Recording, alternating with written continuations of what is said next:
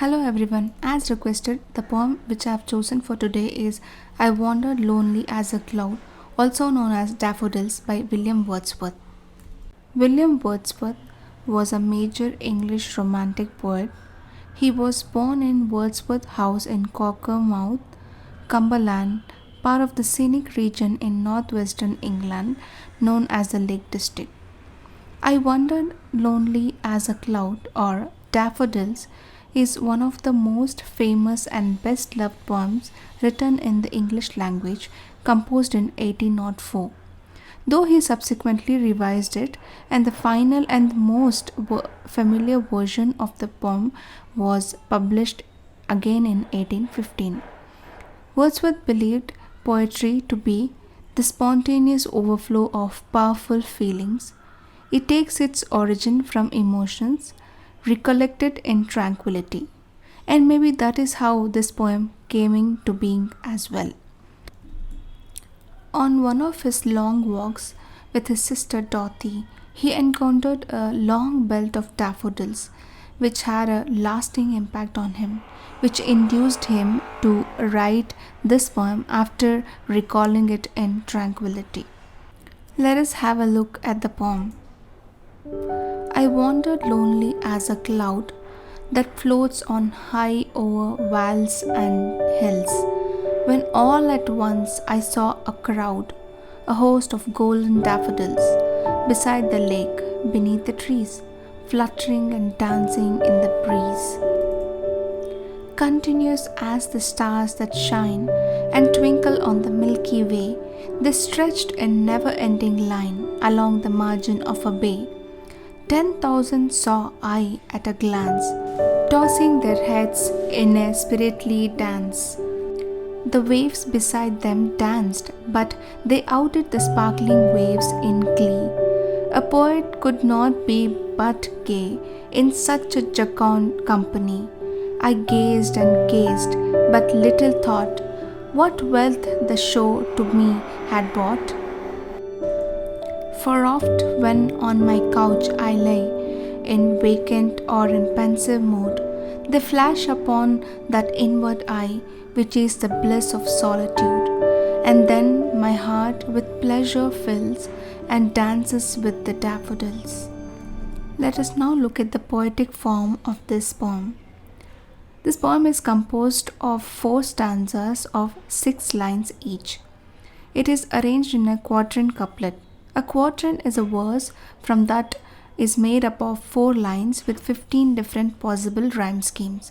The rhyming scheme in this poem is A B A B C C. Let us now look at the first stanza. In the first stanza, the poet says that he wanders alone, taking an aimless walk without any particular reason for it, comparing himself to clouds that keeps moving without a particular reason or destiny. He mentions of strolling across hills and valleys, and suddenly his eyes caught a group of golden colored daffodils located beside a lake and beneath the tree, fluttering, that is, moving quickly, which seemed as if they were dancing to the light and cool wind. In the second stanza, the poet compares these innumerable daffodils to the stars in the Milky Way. It is tough to count stars in the sky as they are endless, exactly like these daffodils on the field. They seem to have been stretched to an endless bay. The poet thinks it could be approximately 10,000 of them that are moving their heads as if they are dancing to the breeze in high spirits. In the third stanza, the poet further describes that although the lake beside the endless daffodils field shines with their small waves, but the daffodils dance to the breeze seems to be more sparkling than that, and these daffodils have overshadowed the shining waves on the lake. The poet tells the readers that after having seen such a scenic beauty with his naked eyes, how can he feel anything but happy? He seems to have just stood there gazing at those endless daffodils, thinking, can any amount of wealth bring such a joy as watching these daffodils dancing? In the fourth stanza, the poet has come back from his long walk and seems to have been recollecting the beautiful sight that he had encountered. When he sits on his couch thinking nothing at all, or maybe reflecting the day, the sight of those endless golden daffodils comes back in front of his eyes through his imagination. And that feels like a blissful sight when he is alone, recalling.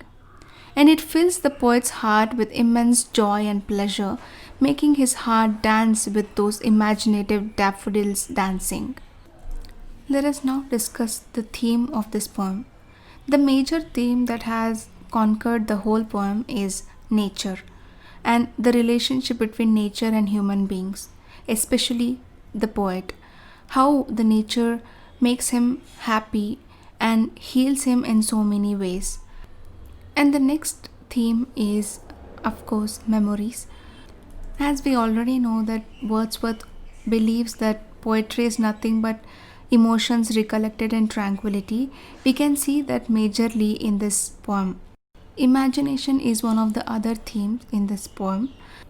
We can see that in the last stanza where the poet is recollecting and also imagining those daffodils in front of his eyes. So it also becomes one of the major themes of the poem. Let us now look at the poetic devices that has been used in this poem. In the first stanza, we see a simile and a personification. I wandered lonely as a cloud. So the comparison is between the poet and the cloud. So he is comparing himself to the cloud. And he is also personifying the cloud as a person. In the second line, the floats on high o'er vales and hills. Here again, the personification is quite evident. He is telling us that the cloud is moving over vales and hills. And again in the third stanza, when all at once I saw a crowd, he is again comparing those daffodils to the crowd. Usually the word crowd is used for human beings, but here poet has used for the daffodils. Again, the sixth line of the first stanza, fluttering and dancing in the breeze. Again, the poet is comparing the daffodils to human beings. The first line of the second stanza continues as the stars that shine. Here again, he is comparing those daffodils to the stars. The sixth line of the second stanza is again a personification, tossing their heads in sprightly dance. The fifth and the sixth line of the third stanza and the fourth and the fifth line of the fourth stanza are hyperbole, where the poet is exaggerating things than what it is. And the last line, and dances with the daffodils, is an alliteration. Hope you have understood the analysis of the poem. I've tried to explain it in simple words to my understanding. If you have any questions regarding this poem, please let me know in the comment section. I'll try to answer them. Also, please check the link in the description box below for written analysis. Again, let me know in the comment section if you need analysis for any other poem. I'll try and put it up. Thanks for watching. Bye.